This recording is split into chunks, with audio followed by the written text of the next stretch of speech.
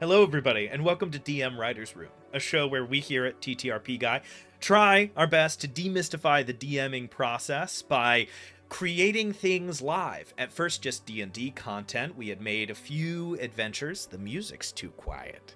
At first, a few adventures, some setting notes, things like that. As we continued, we started to make monsters. We tried to make a subclass one time. That's not a one-stream project, it turns out. We tried to cram that into one, and that was a little tough. And now we've started to sort of branch out into other games that the three of us are familiar with. Not so coincidentally right now, I'm sure anyone watching this now or in the future when we are world famous for these streams has of course watched, is watching, or is about to watch the Prince of Charming, Spencer's Monster of the Week game that we are in the middle of. That has been a tremendous amount of fun. My character almost just died in the most recent game that we played, which was a hoot. It was a great time. Which is a TTRP guy staple. It is. Ethan's character's dying. Now, I do need to say, actually, and this is just sort of a fun fact, when you're looking at the way that game creation works and you're looking at the mechanics of the game, it's important to sort of keep returning to it. There was actually no risk of my character dying. In Monster of the Week, you can burn a luck point to either automatically succeed or take no harm when you are supposed to take harm. So I had a bank of the rest of my luck that I guess if the combat had been truly horrendous, I could have just checked all the way down those 7 boxes before I would die. That's why, part of why we usually recommend, if you're going to do one shot, bring that luck number down to maybe 1 or 3 of those luck points, because they are largely your sort of get out of jail free card. With that being said, that is connected to what we are doing today. We're going to be continuing our adventure of making playbooks for Monster of the Week. You missed the streams where we made the artist, Michael's concept, and where we made the sacrificed, or the promised. We had a couple of names kicking around, which was Spencer's concept.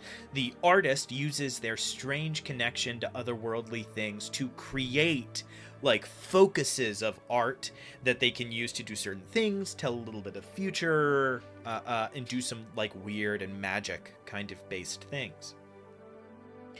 That plays much less combative than the second character that we did, which is the offering or the sacrifice, which is somebody that's either has had their body or their soul promised to an otherworldly entity, and you get different powers depending on whether your character's body or their soul was promised. Something that in hindsight absolutely rips ass. In the moment we came to it and just sort of moved on past it, looking back at it, I was like, that's incredible. I was like, that's incredible. I love that. So that's huge. Today, we are looking to our last option, might be a short stream. This is the Genius Loci, or as it originally was proposed, the Manager.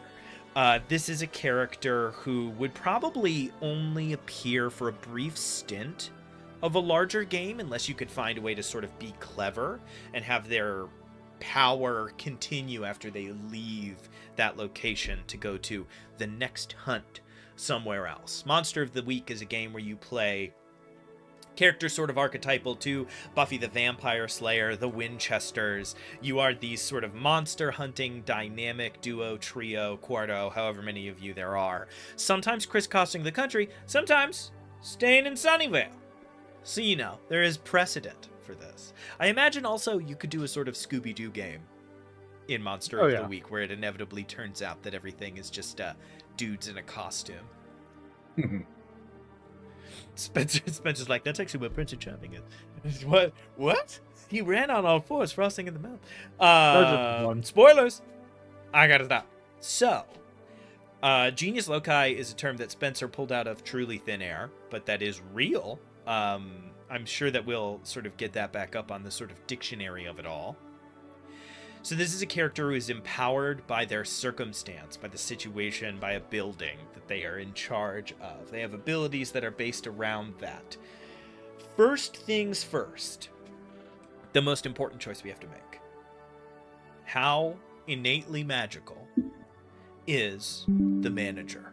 My first image concept for this character was literally not at all. Was that they were going to only be able to take -1 to weird. Sorry, I just had to kill a hiccup.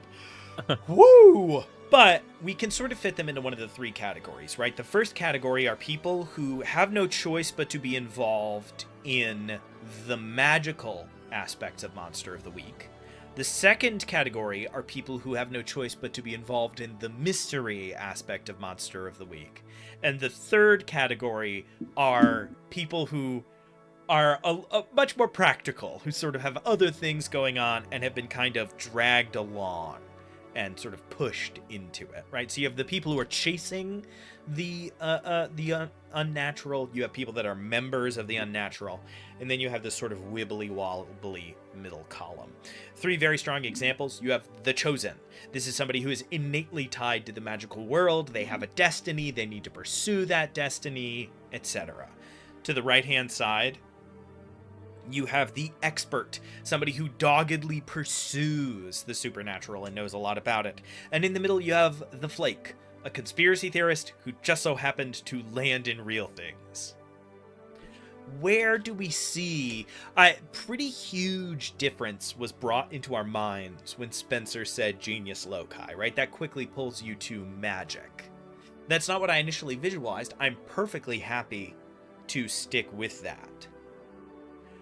But So- I did first imagine, I'm specifically picturing the freak dude who runs the arcade in, like, Monster House. And you see what I mean? Like, these kinds of... Wait, I'm mixing two characters. He works at, like, the burger place in Monster House. Yeah. And there's the weird dude in Stranger Things who runs the arcade, who are both 19-year-olds that want to, like, have a date with younger people. And you're like, that's gross. But it's the 80s, so I guess, you know, it's weird for the time. Where are we thinking? Where are we leaning? I think it would be useful for our listeners here to get the definition of genius loci. Probably. There's a couple things here. So in classical Roman religion, it was the protective spirit of a place is what a genius loci is. Beyond that, Why did you have this in the pocket a couple streams ago? it was from a book that I read. And then there's people who spend time in a particular place create its atmosphere and character. So genius loci is built from the people and circumstances around it, which builds an energy and a spirit about that place. Michael? What it sounds like to me is we're making an anchor character, as in like Wolverine. If anyone knows Deadpool. I haven't seen the film. I won't say anything then, but Spencer gets it. A downside, a horrific downside that I'm sure Spencer has always experienced this. I had to sort of get my way into experiencing this. The problem with writing adventures and having good pattern recognition is I already am pretty sure I know exactly what you mean, and I haven't seen the movie, but I've seen a few trailers and a few clips, and you start to really go, oh, I know what this whole movie's about. You start to pretty quickly be able to be like, oh no, I know exactly what's going to happen in the next few hours. That sucks. So yeah, I think I got what you're going for. So by the definition you just said, this is the guardian spirit of a location or the sort of person or personality that defines a location, that sort of flushes out the edges of it. Now, I want to pitch a connection here. In Unsleeping City, Lou Wilson's character Yes, the being Vox connected Populi. to... Exactly. I think it's very similar in that this person's connected to a space in a way that the other characters in Monster of the Week probably wouldn't be, and so would probably be empowered in very similar ways. Just for a quick rundown for those who now or in the future might not know what Spencer's referencing, Dropout's actual play show Dimension 20 had a season called Unsleeping City, which was D&D but set in a sort of pseudo-magical New York City. Lou Wilson's character is Kingston Brown. He is the Vox Populi of the city. He is the sort of I cannot remember if he's a paladin or a cleric, but he is empowered by the communal understanding, vibe, energy, existence of the people of New York City. The theory being such a large place cannot help but be magical, because so many people are dreaming and thinking and wishing and living in such a tight space that it kind of impacts and forces magic together and creates that second realm, which in that campaign is called, if memory serves, Nod, which is the sort of world beneath the world. So here's my pitch for it. To differentiate, and because I think it'll make more sense for what you're looking at. We have to differentiate, and also it is a little bit different, so go ahead. I think that this character is not magical. I think that the weird will have a negative, but I think it is almost as if they have magic in the way they interact with the world. It's like, oh, I know a way there. They open a door and you can go to the location. So let's immediately grab onto that, because as we often reiterate, because it is the most important lesson. I don't even think we have a TikTok about this yet, which is a terrible tragedy. The most important thing you can do is when something makes you interested, grab it and use that to do everything else that you are trying to do. If it's map drawing, if it's one idea that you have, just grab it and follow it until you're done. Because if you try to say like, well, I need to take a holistic, fully involved, congratulations, you will never get anything done. Perfectionism is the absolute enemy of getting things done. So, if we're starting with that ability, I think this character has the opposite of a very common ability in Monster of the Week, which is this character can roll weird instead of blank. This character can roll weird instead of tough. This character can roll weird instead of sharp. I'm playing a character who can do that. Instead, this character can roll sharp or charm instead of weird to make things happen. Even they have alternate weird moves. I think this character might have the alternate weird move like What a Coincidence or Making Things Happen, where they can lean on one of their other skills. Michael, Mover and Shaker. Go ahead. I have a question. So they are very, very, very tied to the location they're at. Are they influencing the world, or is the world influencing itself to what they need? It's you're getting too hard magic. It's fuzzy. I just think that kind of changes like what we're going off, charm or sharp, or if it's charm, I think it's the world changing around for him. If it's sharp, it's him changing the world around him. The goal of a character who is using charm to manipulate the world, I think, is already solved in game, right? You can manipulate someone to get what you want. So giving somebody the option to make something happen by replacing weird with charm, I think is redundant, because a character can just use charm. They can just knock on the door and say, hey, I need to get inside. They can just dash into the diner and say, hey, there's something outside, go take a look, and then roll to manipulate someone and succeed anyways. So I don't think charm is necessarily the best fit, because charm's already a way to get what you want, in a way that sharp, tough, and jeepers, cool. Yeah, in a way that sharp, tough, and cool aren't as good for that, right? Charm is already designed for you to get the thing that you want. I actually forgot about cool. Cool might not be a bad option for that, right? The ability to just sort of project authority into a situation. What are you guys' thoughts about that? That's my impression. I'm just one game designer in this chat. Michael, what were you leaning towards? I think cool is an interesting way to do it. I don't know. Let's see what I'm going to turn around. I'm just going to take my headphones out and grab my copy right there off the shelf. The cover fell off and I had to glue cardstock onto it to sort of remake it. I'm going to close my camera. I'm also looking up the playbooks right now, so I can see who utilizes what as their main skills. Because I think there's not very many that function on cool. The professional heavily does cool. I think the professional with cool, I think it would work well as a sort of a partner. This isn't a professional monster hunter, but this is a professional yokel. This is somebody who's lived in this place forever. They're going to know, I know my best way out. I always know the best way in and out of situations. That's great. So, as I'm trying to sort of look through here. I love, by the way, they do include, maybe someday we will join this list. They do include the other classes that people have published for their stuff, including such wins as the action scientist, the big game hunter, the luchador, and the meddling kid. They do occasionally in their books advertise other good... Meddling kid is hilarious. I'm saying it right now, all three of ours are getting in there. So this is the older version of the book. I am on page 27, the ratings. I'm just trying to go through here. The cool is how calm and collected you are. It is added for act under pressure and help out. Tough is how strong and mean you are in a fight. It is added to kick some ass and protect someone. Charm is how pleasant and persuasive you are. It is for manipulate someone. Sharp is for how observant you are. It is for investigate a mystery and read about a situation. And weird is how attuned to the supernatural you are.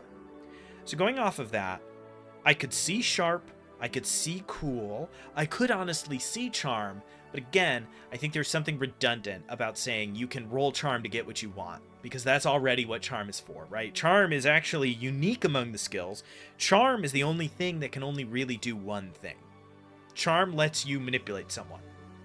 Even weird, somebody I'm sure is thinking, but weird only lets you use magic. Yes, but use magic lets you do about 6 million things in a way that charm and manipulate someone are sort of linked. Because if you want to get aid, if you want to get help, get money, find a way, get a car, get away, blah, blah, blah, manipulate someone is sort of our go-to. So do we think... Cool. Yeah, I was about to say, so do we think it is more rooted in staying calm in moments of tension? Or do we think it is more related to being sort of like hyper aware and observant of your area? I think we're leaning cool. Do we just want to go ahead with that? Do we have any arguments in the negative? I've got no arguments against it. I love it. All right. So replace weird with cool. I wonder what would that ability be called, I wonder. It would have something to do with, would you need to be in your place for that ability to work? I think that kind of undermines it a little bit. I think that looking at this class, it should be clear that this is meant to be in a place. If you're not going to be in one location, you shouldn't play this character. So I don't know if I would even delineate like that. It would be something like... Mind over magic. Mind over magic? I don't know. Because I'm thinking it's about the place, right? When we say that you can, instead of rolling weird, roll cool, what we are saying is, as the owner of this establishment, you can use magic with cool as the stat, right? That's the only thing they could be doing. So I think that does make sense. I think what it has to be is, right, the business needs to be a place that people go. Right? We can be a little restrictive. We can say, like, the manager owns an establishment that people frequent. They are known for it. So, for instance, if you wanted to heal one harm with use magic, and you are this character using cool, then we're in your place. You know where to find a first aid kit. You know what to do. If we're outside of the place, you are the kind of person that owns and operates a popular business. You have a first aid kit in your car. You know what I mean? You are prepared for these kinds of emergencies to come up. If you wanted to do damage, to me, that would become a thing of, like, if you are in your location and a monster is chasing you down the thing and you want to do harm to it using magic ignoring armor, it would be, you know, perfect layout. You whirl around the corner, you know there's something there, the monster trips over it and falls, it takes the damage. So I think maybe it is. You can use magic with cool instead of charm in your place of power. So maybe one of the first things is choose a genius loci, choose the place. Yeah, it's fine. There will always be get arounds. The first thought I had was, I'll be mayor of this town, and this town is my. And I think with Monster of the Week, that's fine. And then if you it's stupid. I'm the president of the United States of America. I have dominion over this whole United States. Oh, me? Governor James Hutchins. What? I'm still trying to think of a good name I'm sorry, the for that comedy. ability. The comedy of the governor finding out that in canon in the world, the governor of a state has magic powers while inside their state is just really good. He'd have to be governor for a very long time, but Okay. I think it's hilarious. No, I think it's super good. Yeah, so it's replace weird with cool when you are in your place of power. Yeah, it Call could it be. home turf. Yeah, I was thinking something from nothing. I did think home turf. It could be if we're not gonna have a move name. I think home turf is going to give you something more along the lines of when you act under pressure within your location, you can take +1 forward if you succeed on the roll. This is more to me like having a perfect familiarity with your surroundings, knowing where everything is, where anything you might need would be. Right, you are the master of this place. You don't need to fumble around and look. You know where everything is. Minotaur's mind. I don't hate that. I don't hate like Minotaur mind. I don't hate, like situational awareness. I don't know, Jason Bourne style. I'm not quite sure what it is. Jesus Christ. It's Jason Bourne. Yeah. I don't want to get too caught up Master in of the Labyrinth. We'll move on. We can jump back if we have some other. Can I names. pitch Junk Drawer? Pretty fun. Junk Drawer. I like that. That implies you're just going to get an item. We'll just put a pin in it. So one of our keynote abilities is that. I like that. And we can sort of expand out from there. We immediately hit the next question. One of the formative questions for this person, right? The place you are sworn to has to matter. Right? So I think then, because we know that this goes off in a place of power, that means one of our other abilities involves choosing a place of power. I think for the 1-to-1 for that, I've got a really good option, which is from the Searcher, which is the class that I'm currently playing in our game. The Searcher's first move is based on their first encounter, which includes such things as cryptid sighting, zone of strangeness, public event, blah, blah, blah. I think this person has place of power. You are perfectly familiar with a location. You spend time here every day. You are the master of your domain. What is it? And it should give them some kind of ability. Something Michael stumbled upon quickly, it might be fun to give range options. The larger the area is, the more diffused your power is. The smaller the area is, the more concentrated and effective the effect is, right? Pretty cool. To the point where I would be tempted to say, if the building, if it's no larger than a house, maybe like your degree of success counts as one higher. Like they can't fail if they are in there. Pretty cool. But it's like a very small space. It's, a single house. It's a single room of a house. It's a single workshop, right? While you are there, failure is not an option. You are perfectly comfortable. Or we could just say, is it a social place? Is it a personal place? That was my other thought, right? A place where people gather, a place to be alone, a place to study, a place to fight, right? You could kind of target it that way. The thought of playing the guy who owns the local karate studio and your ability is a place to fight whenever you roll plus tough, blah, blah, blah, blah, blah. That's not bad. So good. Did one of those two seem more engaging, more interesting than the other? I like the first one. I like disincentivizing having a massive area. It could be in this space you cannot fail. If it's larger than that, if it's like a borough or whatever, it would be +2 forward when you're taking actions in that space. And if it's an entire town or larger, then you're down to +1 on certain actions. I don't know, something like that. I like your first take though. So disincentivize. It's less prescriptive, which is good. But it is less flavored as a result, and that's kind of rough. So maybe we can sort of try to do best of both worlds here, right? maybe we start with small locations and then we get wider. Like a place to work would be the smallest. It's a single room. Mm-hmm. Right? So a place to work, a single room where you do your most important tasks while in this space, which must be parentheses, which must be a single room, no more, no less, and parentheses, you cannot fail. You can only get mixed successes and successes, but you have to be in this one room. Mm-hmm.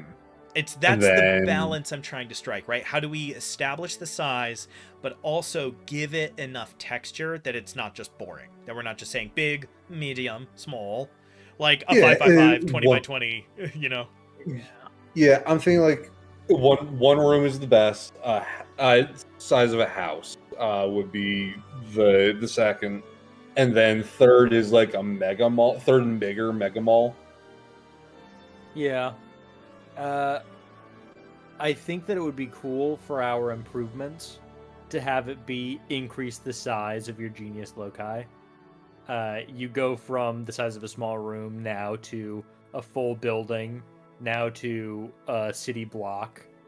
It would be cool to have that as one of the improvements, so that way you get a wider reach for your magical abilities. Okay, so I've got... Interesting. So that I'm down for that. That's going to be tough because we're going to need to figure out what happens. Do your abilities get weaker? So my options, as I see them now, are a room, a house, a building, a block, a neighborhood, or sorry, not a neighborhood, like a town or a neighborhood, because a neighborhood of a city and a town are like roughly the same size. And then I just want to assign a little bit more to each of those because those are all very plain. Those are all very saltless cracker. So I think room, I like the idea that it is a place where you do something, right? How do we, my first thought is like a place to work, room, a place suited to a singular purpose. Is it that simple? Do we just say a room suited to a singular purpose? And that's like the name? Yes, and I'm going to go back on what I said before, where I said maybe we should disincentivize making it larger as it goes. I think everybody has to start with a place that's the size of a small room. If you own a business, it's the office, or it's the main lobby area, or whatever you want it to be. But you don't get the entire FedEx I work at is my genius loci, or the entire town. You start with one of those spaces being yours, and then through leveling, you get to increase that. So we don't have to weaken it as their place gets bigger.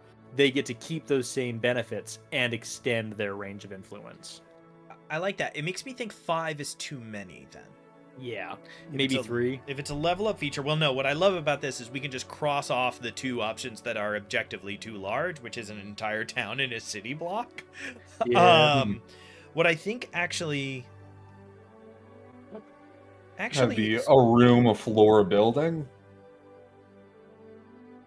A room, a building, we a don't street? need to shy away from people being clever, right? The divine gets to have a sword that can kill any monster.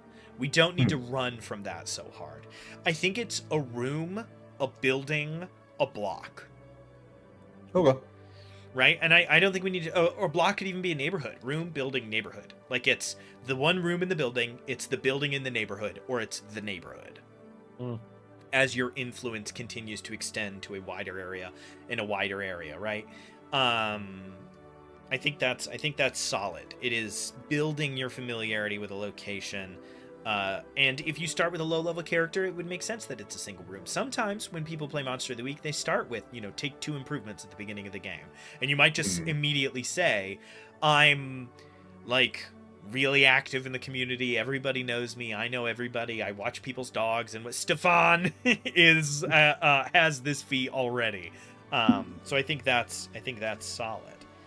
Now hear me out. What if one of the benefits of having this as your class, one of the potential moves, maybe, I don't know, is a safe place. This place cannot be accessed. You cannot be gotten to by any monsters. This is a location that is warded against those things. Sure. Through your magic. There is always going to be crossover with other classes. The expert has something almost exactly like that. that doesn't mean we need to, flee that option at a full tilt. But the expert has a haven, which is a single safe location. And one of their options is Panic Room. This has essential supplies and is protected by normal and mystical means. You can hide out there for a few days, safe from pretty much anything. So I like the idea, but I don't want us to just make a haven. Yeah. I liked I think that it is important that this is not a weirdly private place. It seems pretty important that other people can go there. Mm-hmm. Yeah, that's what gives it its power. Right. So my stronger thought is that if it's a single room, I'm picturing more a bar and less an office. Yeah. You could certainly play this as, I work at the USPS. I'm Steve Carell. I have this office. Yeah, but even then, it should be a place that is populated, and the room should be large enough to interact with. So when I was thinking of like a place to work, I was thinking of a library, a workshop. The workshop, I guess, actually does invite less of that thought. I don't know, in my head, I imagined it's a workshop. There's people, People go in. An interesting way you could do it. So it's less of a haven, more of almost like a workshop. Have it be like, it's a collective task. All the people that are going there, there's some that you can like have a project going, and something like that. I would like to make a pitch. We're going to take a little pivot here, and I think it'll point us right in the right direction again. So the reason that we split into those sizes was to give you choice at the beginning, so that you could define your location. And then we decided, nope, they are levels that the location has. I think we have returned to the same problem. We cannot make one group of abilities that can do all these things. So I think we need to define the location. So I think our options should be a place to be together, a place to be alone, some third option. If it's a place to be alone, it's a workshop, it's a library, it's a safe haven. Playing an agoraphobic whose thing is, I have a place to be alone, is hilarious, it's poignant, it makes sense, and they're right. Nothing can get them in their domain. Yeah. A place to be alone. A place to be together, Michael, that thought of multiple people working on the same thing, right? It is a place to coordinate, to work together, to build a team, to take care of something. I think is solid. I would love to give another option if we can, but I think defining the space is going to really help us. And we only need like one move related to it, right? We don't need a full suite like we did last time. I'm trying to think. Those are both the opposite ends of the spectrum, but the mid-range doesn't really offer anything interesting, where it's like a place to be around. That's not really about togetherness so much as it is cohabitation, people being in a space together that are fairly untethered from each other. Like I'm thinking like a movie theater, right? Is not a place to be together, but is a place that a bunch of people are at experiencing something at the same time. A place to care for? The thought I was a place not to be, and it's almost like a giant trap area. It's just a terrible place. No, I think a place to take care manage, a place to care for, a place to maintain. Just for anybody who is tuning in and is confused, we're working on a playbook for Monster of the Week.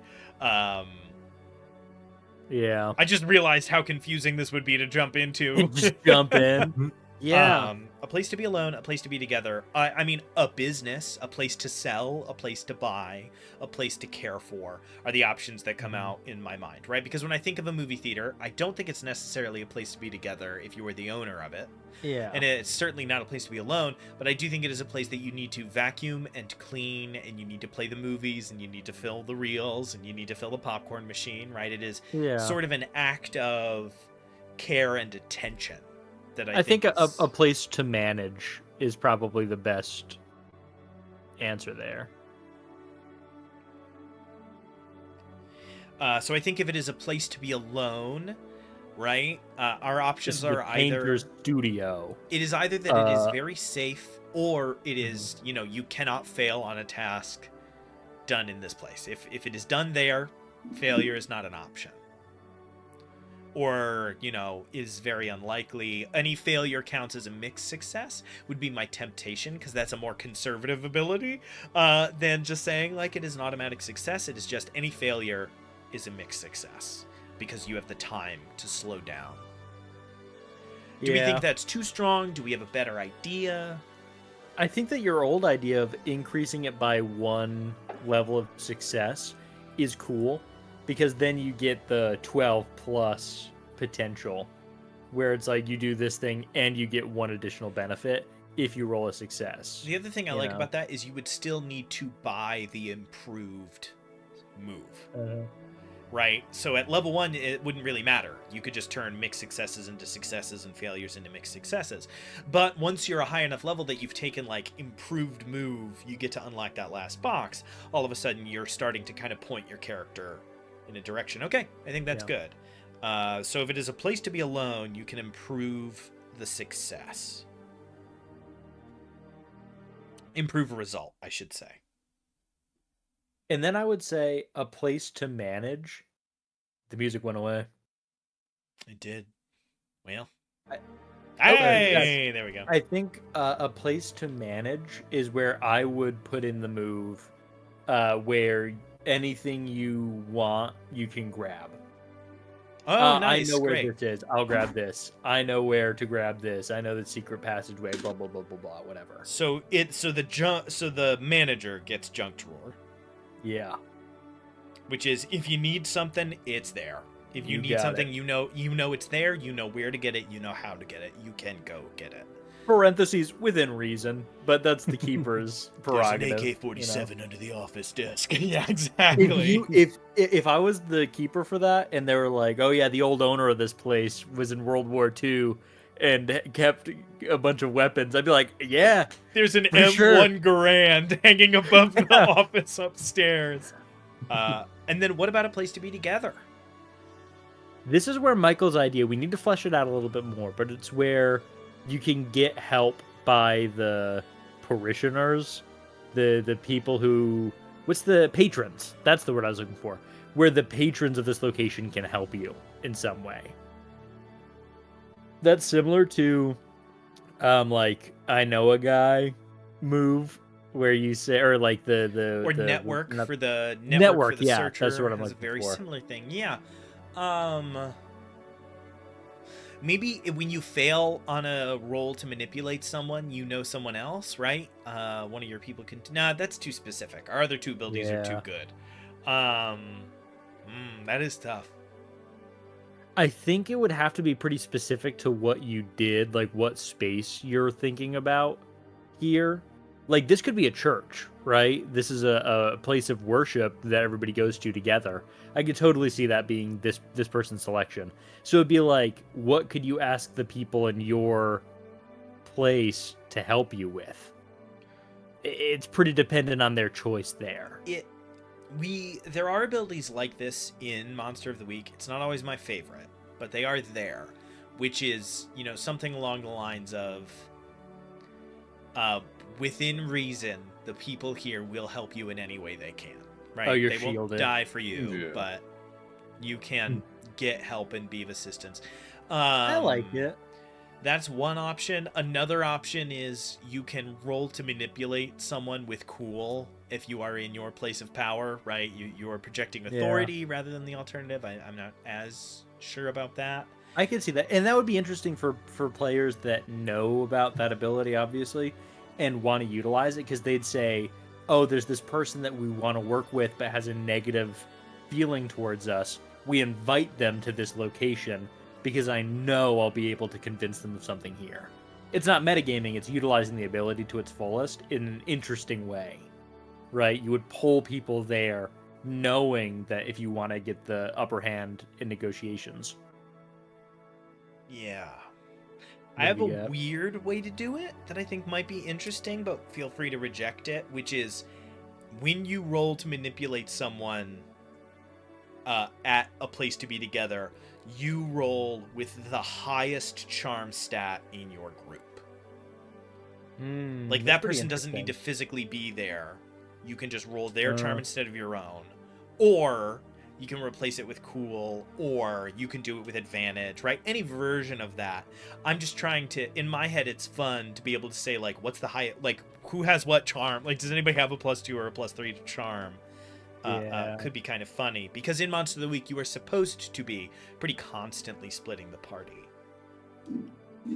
It does it feels underpowered compared to the other two. We have one person who improves results and another person who can get whatever they want, and you can lure somebody to one specific building to manipulate someone with a slightly higher roll that you could still fail.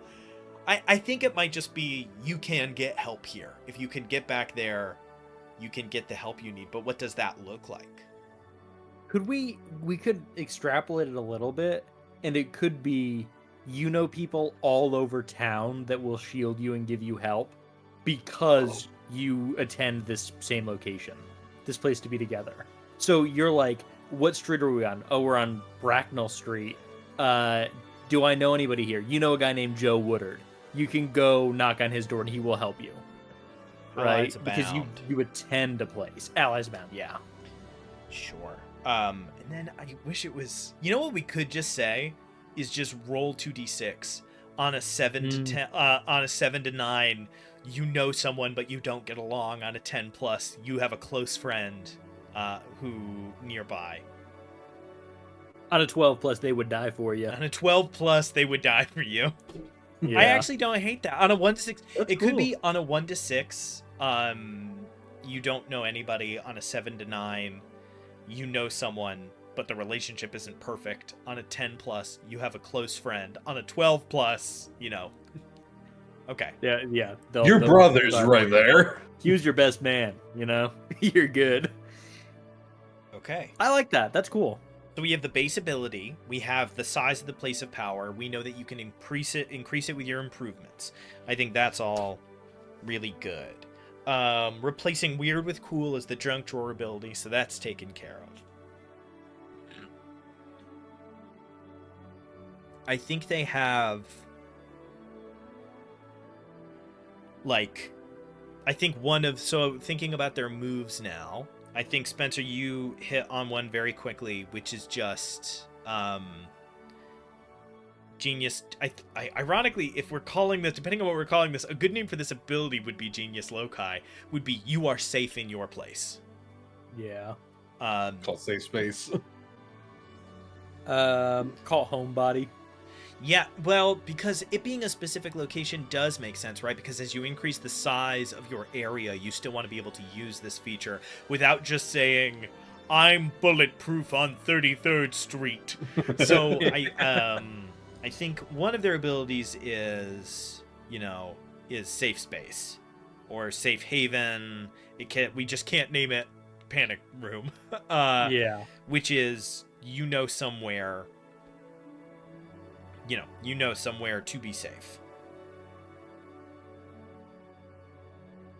And what would be the result of that move? What does it give you? Is it just you can't be accessed by the monstrous here? Well, it's interesting. This is another place where we can be as defining as we want it to be, right? So often in Monster of the Week, something will just say, this place is safe. And you just know that it's safe. Players quickly go, so I can trap a monster in there. You know what I mean? Like, that is sort of the next instinct that happens. And I think that's fair enough. I don't think we need to be overly... It's a place to take an injured character. It's a place to take the guy being hunted by the monster that's been following him for 2 months. You know what I mean? I think it will kind of come up naturally when you would need a place to go to know that you are okay, right? To know that you aren't... Nice. It's where we would bring... for those of you who are watching, the Prince of Charming, if we had found the one person that we recently encountered while they were still alive, that's where we would have brought them. We would have been like, we need to take you somewhere you won't be attacked. I know a place. And they use that ability and they take you to that perfect safe location. Because otherwise a character needs to just say, can I think of somewhere safe? They need to roll, they need to go there, they need to investigate, and then the first time the dungeon master the keeper gets a hard move, they get to go, but how safe is it? This cancels all of that out. It is a perfectly safe location that you can take somebody to make sure that they are okay. I would call it safe haven. I Yeah. think it's very clear from the name what you're getting here. Hmm. It's important for us to remember this game is way more narrative. I've had to trying not to backseat play too much in our stream. It is a narrative game. We don't need to get too fuddy-duddy about like, but what move are we using? Just roll sharp. We're all right. You know what I mean? It's one of those like conversational bags. So safe haven, somewhere safe. Great. What are some other things that feel, kind of rooted in that? I kind of like the idea, Spencer, you sort of accidentally mentioned it earlier, like guardian angel. There is someone here. It's the spirit. Yeah, like there is someone or something here that does defend you. I'm not sure. That's the one I'd call Genius Loci. Yeah. For sure. Genius Loci is, not only does this place feel special to you, it is special. There's a guardian spirit that tends it.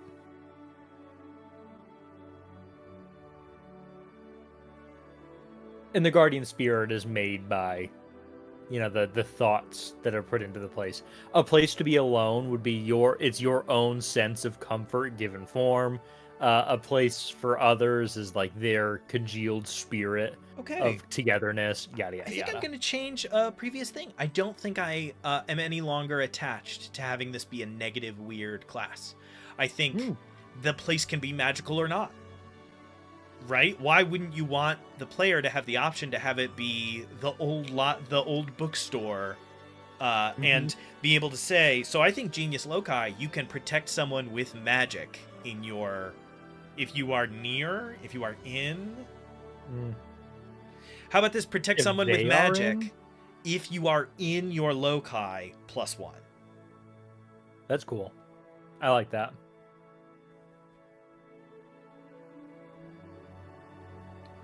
So we have if the place is very safe, we have if the place is very magical, and then we're still deciding size, how many people are there, whether or not you're maintaining it. When you think of, actually, I'm starting to really like this. This is starting to really make sense in my head. I was a little unsure as we were getting started how well this was going to map on, but I'm quickly like, I'm thinking of the movie theater, I'm thinking of the library, I'm thinking of the bookstore. This is a pretty well rounded here. It could be a park, you know what I mean? You could be a ranger or whatever. So the place is very safe, somewhere to go. There's a literal guardian spirit. It is a cemetery, whatever. What are some other things that when you think of these kinds of movies, right, that define the location? One of them that Michael said that I kind of like is it's trapped. Yeah. It's booby trapped. I like that. Titled "It's a Trap." I don't know what you would call it, like Warren or something, right? Like I'm really starting to think of the Goonies.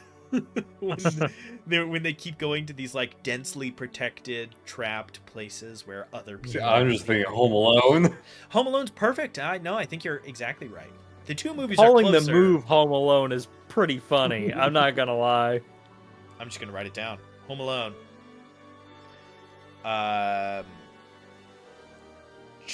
Trapped. Maybe trapped is it? It feels like maybe it's a kick some ass roll.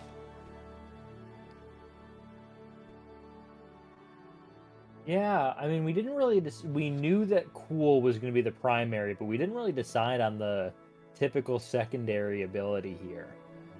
Well, a lot of the classes sort of let you go in different directions. I think that the dominant skill in this class is either cool or weird.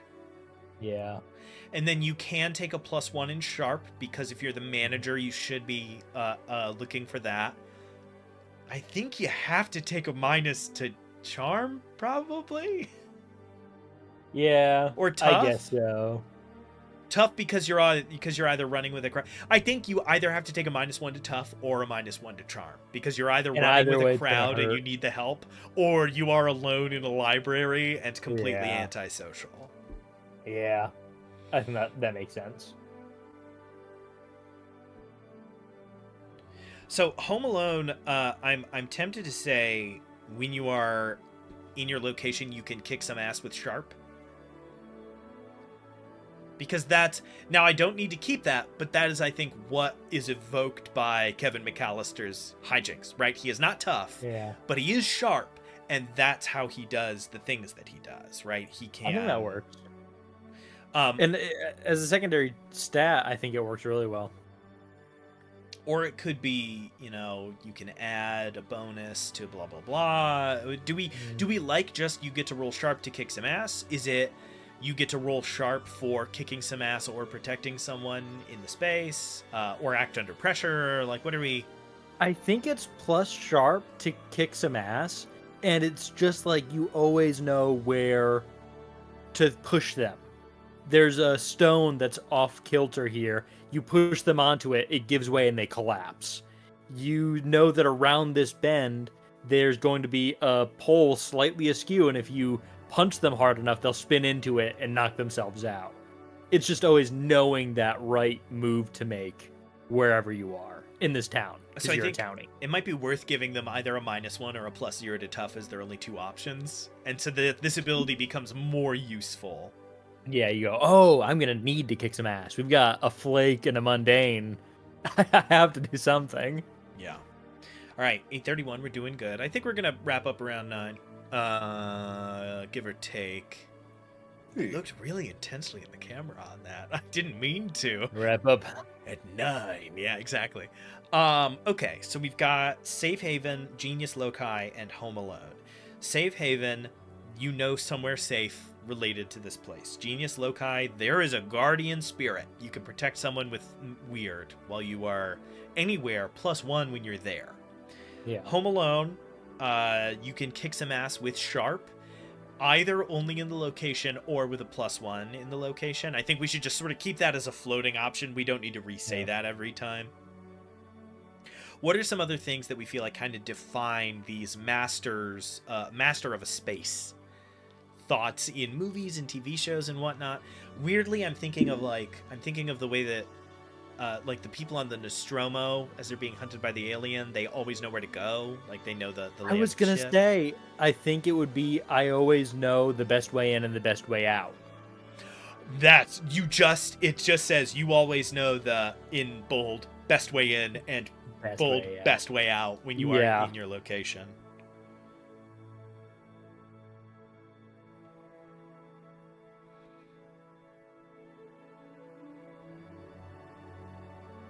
I like this because it really changes the play style of Monster of the Week. It really invites you to try to drag the character, the monster, to this place. It really incentivizes Which that. is important for this game, is like, where are you going to bring them? This is great to be like, we always know a place that we can fall back on. If we don't know the weakness or whatever, we can bring it back here and we can still probably get it. That would be pretty cool. Michael, you seem like you're noodling something. I'm just trying to think of the tropes in movies. I'm not quite sure. It feels like there should be something. The really interesting thing that people, I don't know how you would do it, but if somebody will cheat the system, figure it out, making a mobile base. We talked about that before, like your car could be your Genius Loci. We had talked about that before we did this stream, like, oh, that would be an interesting thing. But I don't know. But then bigifying it would have to be a very large ability. It'd have to be like the only issue I'm having with it is you would kind of have to take it at start. Because it would be one of the 3. It would be one of the 3, but it would be like you forsake the ability to increase your domain, right? Because it's a car. It is a single entity. So I was trying to think of something that would match it, but still be big. Like, I don't know what. Like a cruise ship. This is my yacht. That's funny. It is funny, but I don't think it's very usable. No, I'm just trying to think of anything that could be. I mean, I don't know. It's a yacht. It's an RV. A blimp. A blimp. Michael. That goes with RV and yacht. Yeah. Transportation. I do want to say. I do want to say this one, and that is, I think that very similar to the Chosen being able to kill any monster with their weapon. I think any monster that enters in this domain can be killed by mortal weapons is pretty cool. So you don't need to find the monster's weakness to kill it if it is here. My problem is I hate that ability. Do you? I think the divine having that ability is stupid. Divine. Yeah, not the chosen. So this is I'm willing to give on this. It is an ability I actively dislike. I feel like it undermines the game in a very real way. I'm willing to say, sure, let's include it because it's part of the system, right? People are used to using it and some people will really like it. I need to do that in spite of the fact that I strongly dislike. Listen, we pre-write adventures as our whole job, and as a GM, I famously dislike pre-written adventures. So I'm not opposed to creating content that is not made for me. And just have that immediate, no, yeah, that's great. It just fundamentally changes the rules of the game. All right, Yeah. what's it called? Place of weakness? The first line is, you're no god, and then somebody brings a god into it and kills him. You're no god is pretty cool. God, I activate my trap card. It's right there, huh? Yeah, it is. What do we think? What do we name think? for Is it. it like master of my domain? Is it what do you call an ability that just says, while you are here, you're not family?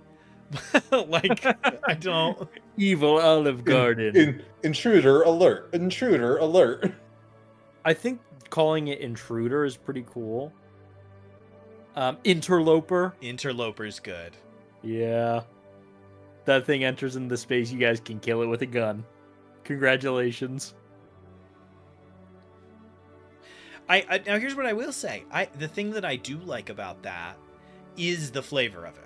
I love the idea of playing a character who I am about to reference something that is for nobody. So I'm going to have to really over-explain it, and I apologize.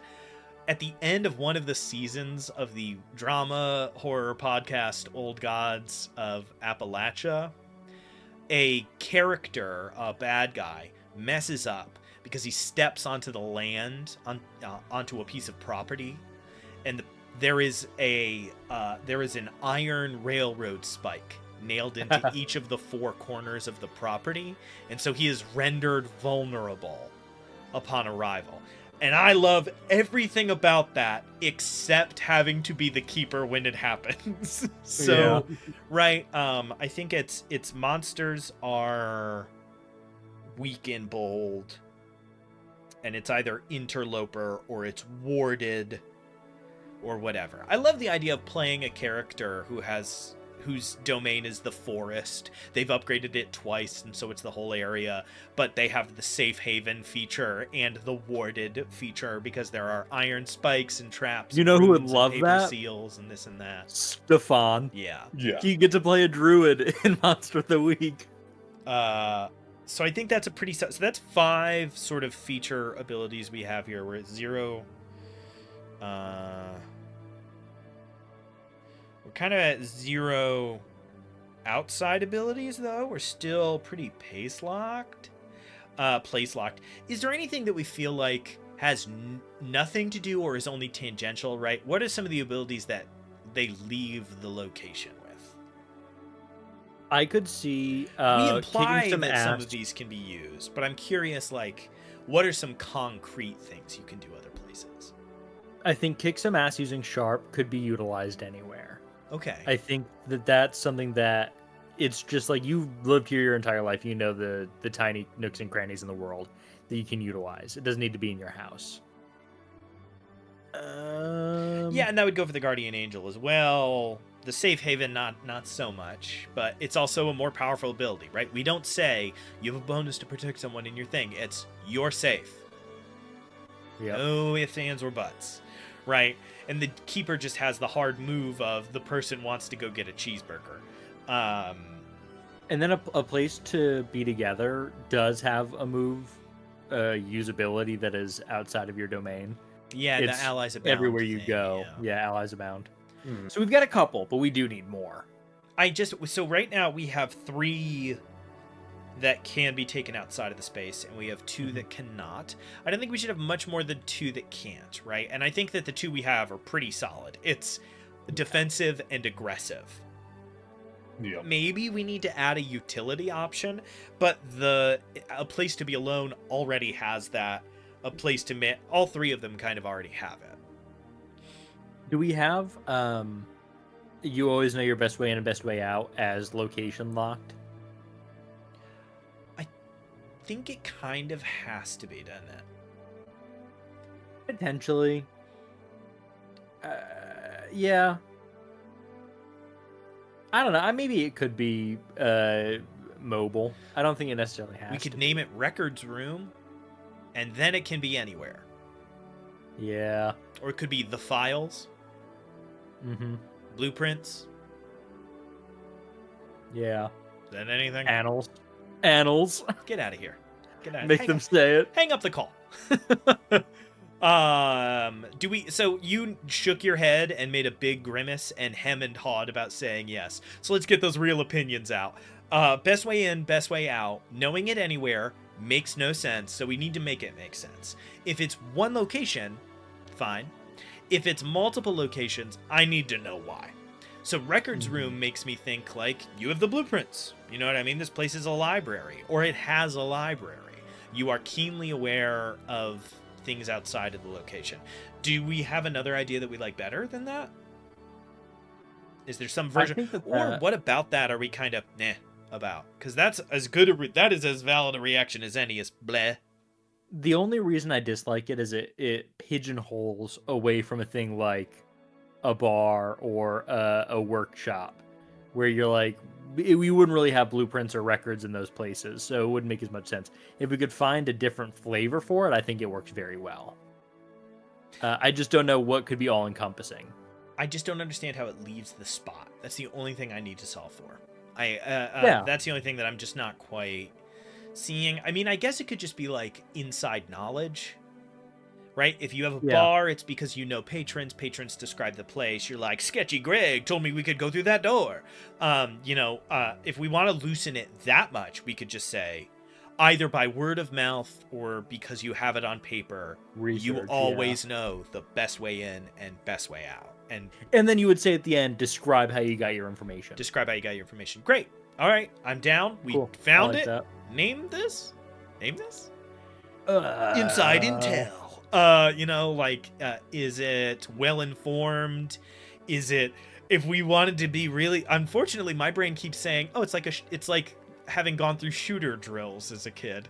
I don't think we can call the ability shooter drill. Yeah, prepked's not bad. I was thinking of the term like everyone knows everything in a small town, but that's way too long of a name, and I was trying to come up with an alternative, and I can't. So I got to put it what through. 19-letter German word means that? Yeah, right? Exactly. Hometown knowledge. Hometown advantage. Yeah. I'm writing it. Also a good ability name for the interloper. True. Dang.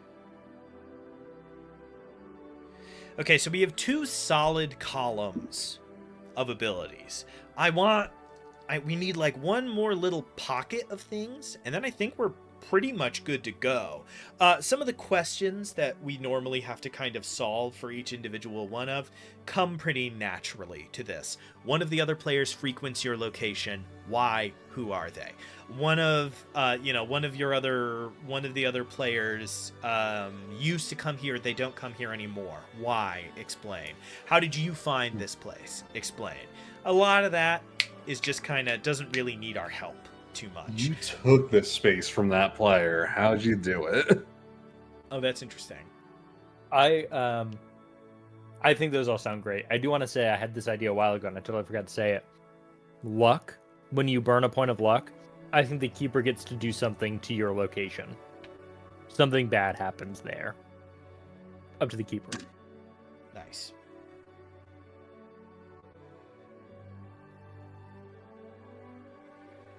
Final luck is burnt, you die, and your place is crumbled. When you burn It burning when you down. get rid of your final luck, your home burns. strike all abilities from your character sheet. Oh, good. Okay. And then, I mean, some of the stuff we're going to have to stick on the end. I'm looking through here. We're just going to have to attach something that's like, choose like what kind of place you have or something. You know what I mean? We're going to need a couple of those little columns. I don't think it's worth ours or the viewers' times for us to be like, what kind of places can you be alone? I think we can kind of leave that to them. I don't feel the need to overly define.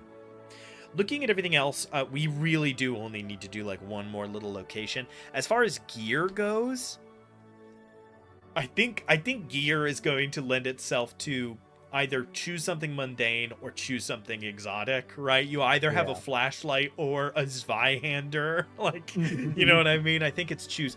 I think My place is the museum. Hell yeah. I think maybe you have 2 gear lists. That like choose one of the gear lists. One of them is full of practical stuff but doesn't really have weapons, and the other one is stupid. Is antique weapon, add the tag loud. Like, you know, something like that is really good. Or add the tag conspicuous to the item because it's an M1 Garand that you are walking down the street with. You have, you know, something very silly. You have full medieval armor. Yeah. It's you get +3 armor or something, but yeah, it's going to be pretty ridiculous. So I'm just going to write split gear and just sort of dividing it based on the location, right? If it's the Mason's Lodge, it's deeply funny to run out with your fez and your sword. Avast! Like, and chase down a werewolf or whatever. If it's a bar, you've got your baseball bat that hangs on the mantle. So, I like I said, I think we need like one more little cluster of moves. We can just add 2 or 3 more to one of these 2 lists, right? So we can either expand on alone together, a place to be alone, a place to manage, a place to be together, or we can add moves, or we can think of a new category if we had some other thing that we thought sort of lent itself well. I feel like something with big magic will work well with this specifically. Is it you need one less thing? Is it... we've never done big magic in our games, so I don't really know a lot of the details. It's never really come up. Yeah, I could see something with big magic being like, yeah, in your genius loci, your location, you can do big magic with blank or without blank. Something like that. I'm going to pull it up so I can see what the big magic says. I'm on my path to do the same here. I actually can't find my little cheat sheet when I'm looking around. That's what I was looking for. So I'll read the beginning. Use this when you want more than the use magic effects. Tell the keeper what you want to do. The keeper may require spending a lot of time, days or weeks, researching the magic ritual. You need to experiment with the spell. There will be lots of failures before you get it right. You need some rare and weird ingredients and supplies. The spell will take a long time to cast. You need a lot of people. Spell needs to be cast at a particular place and or time. You need to use magic as part of the ritual, perhaps summon a monster, blah blah blah. It will have a specific side effect or danger. If you meet the requirements, then the magic takes effect. Does it say how many requirements the keeper should choose, or does it just say the keeper may require something from this list? It does not say, it just says they may require ... Okay. And it's pretty loosey-goosey for what the keeper might require. Otherwise, I'd say it's as easy as saying, if they needed to do all of these, I would say, well, the particular place and or time is this location. This is always the particular place and time. You can always do it here. Now this is where I get something meta and stupid, which is funny. So I just said I don't like when like the divine has that option. I do like the thought, even as a keeper, I like the thought of an ability that's like the keeper can only choose one of these options when you want to use big magic in your space. It takes a long time, you need to find something rare, or it draws attention. I love the idea of being like the keeper's options are severely limited. That's cool. Because it's your place of power, even over the keeper, right? The keeper does not control. You have the upper hand in that, because a big thing in Monster of the Week, right, is that the game is a conversation. And so it's kind of fun to have the thought of like, you have the upper hand in the conversation at this point. When you are on your home turf, you are, you have a certain degree of power. I'm not opposed to having, you know, some kind of ability like that. Yeah, I like that. That's cool. So what would that be then? It would be, you know, magic library. Magic circle. Hey, people love jokes. All right, so magic circle. Big magic list is short. I think that future me won't be like, what the hell?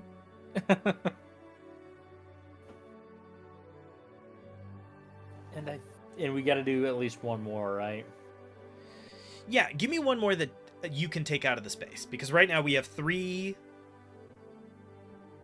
Oh, wait. Oh, I think we just hit balance. Whoopsie. Never mind. We just balanced. Good. We have 3 Sweet. in, and we have Hey. 3 out. Nice. And then we have 3 special that you get for choosing what kind of location. And then we have increasing the size of your location. And that's one of the ways you improve. I think we might have whoopsie daisy just finished. And we have, you get one automatically, which is your location option, place to come together, place to be alone, yada yada yada. So that gives you an innate ability. God, I love the titles for that. I have to say, I'm very into a place to be alone, a place to be together, a place to manage. I think is very strong. It is cool. So with that, you get one, you take one. And then do we want to do pick one from this list at level 1? Do we want to do pick 2 from this list? Or I think probably pick 1, right? That's what You most mean people choose get. one of the moves? The moves, yeah. Yeah, probably, because we want them to define their space as fast as possible. Yeah. And most of the time you get to pick a move of some kind. I can't remember what I did for, I can't remember what I picked for my guy. A lot of them say pick 3. Most of them say pick 3 moves. I'm scrolling through right now. It's insane. I did not think it was that many. Yes, but We it might have says, to do like, you minimum get all 2. of the basic moves, plus 3 chosen moves, and it chooses 2 of them for you. Okay. Let me take off my little tag here. Let me see how much of that we see. The Divine doesn't. The Divine picks 3 out of a list of 7, so they only have 1 more than us. Expert the Flake, gets plus add 2. the music's starting to really annoy me. Ooh. We've been having long-time viewers will know we've been having so many problems with the music on our stuff lately. We're gonna have to figure that out. Okay, so It's minimum select 2. So I think we just need to add 2 more moves. Yeah. Okay. All right. What are we missing one- here? Either 1 more in each category, or moves that are have more to do with like the utility. We have a lot of big stuff. We don't have a lot of utility. I don't know. I think it might just be worth doing 1 more that can leave the space and 1 more that can't. So it's 8 in total, 4 and 4. If we want a utility one, we could have everyone in your group gets to increase either charm, cool, sharp, tough, or weird by 1. Like while they're there. It could be a permanent, like it's a learning space almost. Like a buff they could take for a while. Interesting. Yeah, or it could be on level up. They can choose to add one of these. Yeah. That's a little strong. That's a little Yeah. meaty.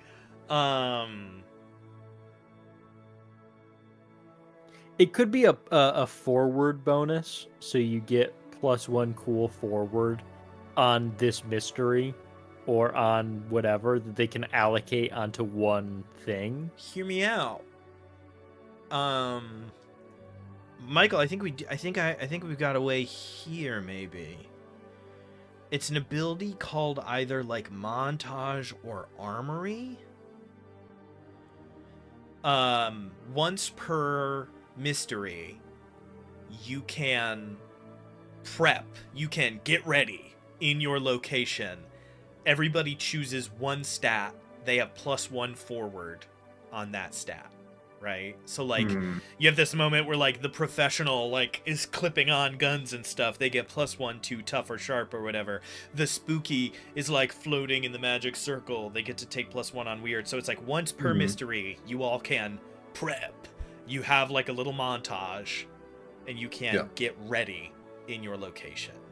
And when does it fade? When do you lose that bonus? That's the beauty of +1 forward. The answer is when it makes sense, when they fail a roll. You know what I mean? It's you fail a roll as you are attacking, your bandolier catches on a branch, you fall and watch it disappear. You lose your +1 forward on tough. That's fine. Yeah, that's a cool way to do it. You're buffed until you fail using that stat. Yeah, which is what forward for the most part means. Forward just means until the circumstances change, you have that +1. The circumstance being, you did the stuff, you got prepped. It's all. And that's a really cool. A lot of people would want to use it early to get more bang for your buck, but also you might want to. Maybe one person keeps that through the mystery. No, in The this professional's like, I'm not doing that right now. And it's the treehouse in Monster Squad. It's running back to the one. It's running back to the school, and like I'm thinking of like Recess School's Out. That movie. I don't know if you've ever seen it. It's that moment where everybody like gets their stuff and they're ready. I think that's great. And by definition, it is saying take some of the bonus you get from having a location and bring it with you when you leave. So I think that's good.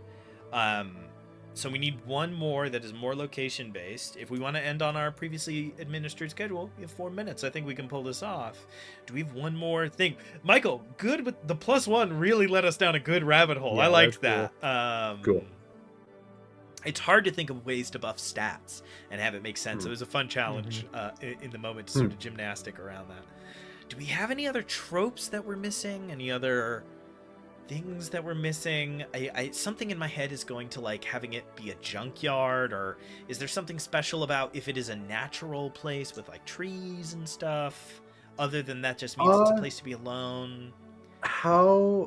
Here's something I don't know super well. With harm and damage and stuff, how long does that take to heal up and stuff? You say you are dying. It's another one of those things that's kind of. Actually, you know what? Here, let me go to the page. I know that you can. I know that at the end of mysteries, it usually goes down or resets. There's something about when you become unstable as well. When you become unstable, you need to seek immediate medical attention, and one of the sort of default hard moves becomes you take another point of harm as your condition worsens. Is the main effect that has. It would be cool to have it be you can heal faster. You and your allies can heal faster in this location, or you can go from dying to okay in a much shorter amount of time. Something like that. Let's see. Harm is on page 110. Yeah, call it A Zen 0 Zone. harm wound goes away right after you get it. So sometimes you can take 0 harm in the game. Moderate wounds, 1 to 3 harm, improve when your hunters have a chance to rest up or get some first aid treatment. This reduces any injury by 1 harm. So anytime you get first aid, anytime you sleep, you reduce your harm by 1. If the source of the harm is 1 to 3. So that's something that doesn't really come up a lot, but that you should track, right? How severe was the wound? First aid does not normally require a move, it's just practice. Serious wounds that are over 4 harm or over require treatment. They are unstable, meaning that they will worsen if untreated. Left too long, serious wounds will kill you. If a move tells you that the injury is now stable, you can erase the mark in the unstable box. If you take more harm, blah blah blah. For serious wounds. So anytime your wounds cross that threshold, you can't just get first aid. You need to go to the hospital. And I think that would be the cure. That would be the fix. If you bring a hunter back here, you can bring them from unstable to stable. Because the options it gives are a hunter's healing move, time in an infirmary in someone's haven, a visit to a doctor or emergency room, or a magic spell. So is it just you get a haven a la an infirmary a la the haven effect, or did we want to add anything else to that? I think that it would be the flavor would be the energy of this location compels you to be healed faster. So it's it's about being here. A first aid, you can do first aid and it brings you from unstable to stable. I think it's as easy as that. You don't need to go to a hospital.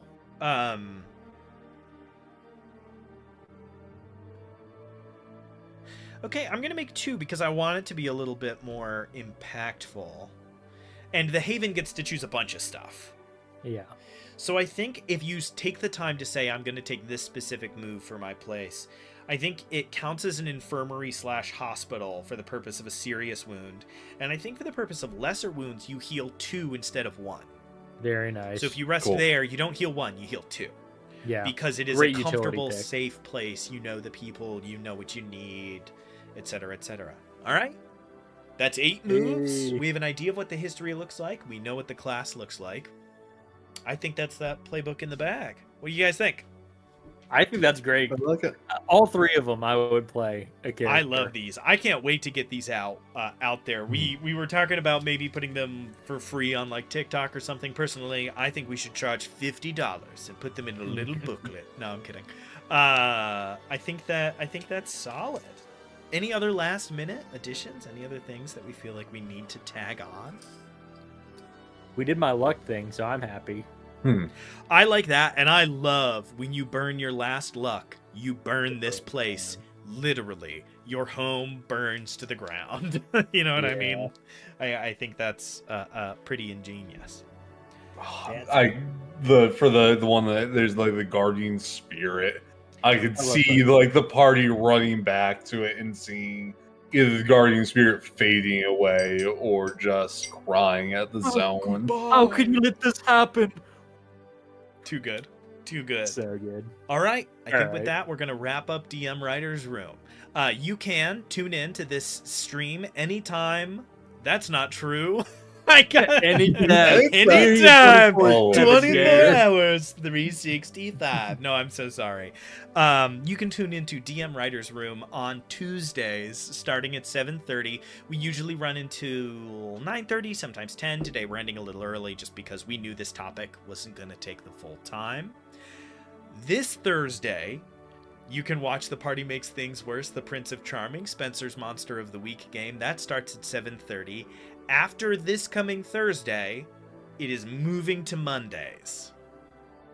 So, you actually have a fun opportunity coming up. You can watch an episode in 2 days, and then you don't have to wait a week. You just have to wait like 4 days for it to come around on the next Monday. And then finally, you can turn into Michael's stream, Game Master, Master of Games, which is on Sundays from 7:30 to 10, sometimes later if we're having fun. We're playing through Elden Ring right now, trying to get to the DLC as fast as we can. We are really excited. We've been having a lot of fun being horrible at Elden Ring as a trio. You can check us out on TikTok and YouTube. That's Spencer, makes really funny stuff on both of those. We're coming out of a little bit of a busy patch, so as we're moving forward, you'll see more and more from us. And then of course check us out on DriveThruRPG, where you can find our first adventure, Lich's Dollhouse, and where hopefully soon you'll find some other things we're working on. Maybe at some point these playbooks that we've enjoyed coming up with in the stream here today. Good gravy. That has to be everything, doesn't it? That's everything. Alrighty. So tune into all of that. We hope to see you again somewhere on the channel. We'll catch you all later. Peace out. The music too, I guess. Bye. See you.